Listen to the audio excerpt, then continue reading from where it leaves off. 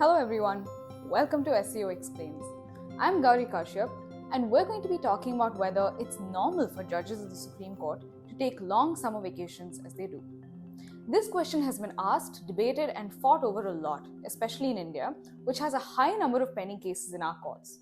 In fact, at this year's India Today conclave, journalist Rahul Kanwal was interviewing Justice D.Y. Chandrachud and asked, Quite a few people who think हमारे judges छुट्टी बहुत लेते हैं. The courts are shut for way too long, given especially the pendency.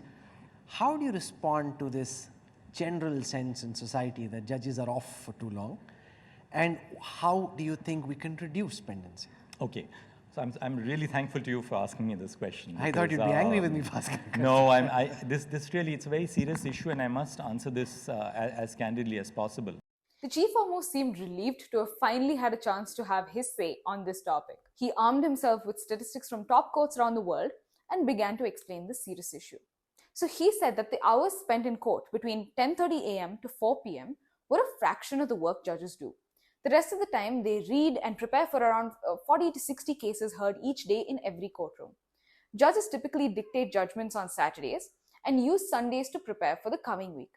He said, without exception, and I'm not speaking for myself, without exception, every judge of the Supreme Court works for 7 days in a week. Now, the Supreme Court of India is in session around 200 days a year. It typically takes a week off in March for Holi, a summer vacation of about 6 to 7 weeks in May and June, about 2 weeks in October for Dasara and Diwali, and another 2 weeks in December for Christmas. The exact number of days, of course, changes every calendar year. CJI Chandrachud's eagerness to give this clarity may stem from the fact that judges have been criticized time and again for the amount of vacation days that they have. Most recently, members of a standing committee on personnel, public grievances, law and justice stated that long vacations impede speedy disposal of cases. Calling it a colonial concept, many members of parliament view long vacations as a contributing factor to the startling pendency of cases in India. With 68,745 cases pending as the court closed in May, this concern might not be without cause. Last December, that is 2022, former Law Minister Kiran Rijiju commented that long vacations were inconvenient to justice seekers. In March this year, 2023, however, in the same India Today conclave that we saw the chief in, he said, require holidays.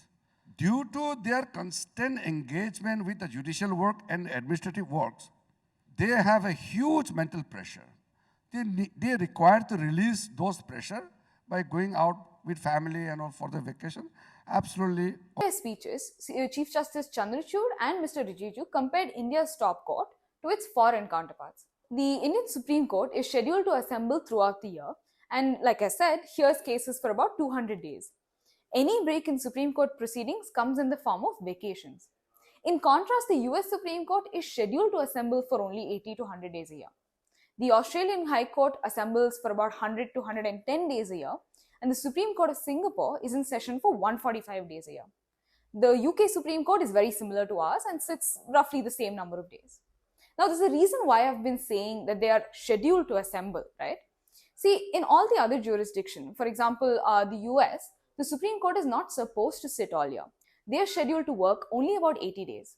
In contrast, the Indian Supreme Court is scheduled to sit all year, which is why these arguably long breaks may be needed. On the other hand, it's also true that the SCOTUS is dealing with a very different workload. On average, about 7,000 to 7,500 cases are filed there every year. The Indian Supreme Court, on the other hand, receives 30,000 fresh cases a year on average. This is comparing from 1950 to now. So to tackle this kind of load, the court may have to function for longer than other courts. But the Chief Justice believes that this is not just about numbers, right? He talks about the quality of justice. Another thing which we must bear in mind is judging is not about just disposing cases. It's not just about the statistic. It's about thinking through your cases. It's about reading the law, reading about where the law is going in other jurisdictions, thinking about where you want our society to be in terms of the output which you are going to produce. So unless you give your judges time to introspect, reflect, think about the work which you are going to do, you're not going to have quality of justice. So where does the balance lie? How do we give our judges who deal with these really important, arguably stressful cases some time to wind down, think and relax? How do we ensure that this pile of swiftly rising pending cases are also dealt with effectively? Make sure to drop a comment and let us know what you think.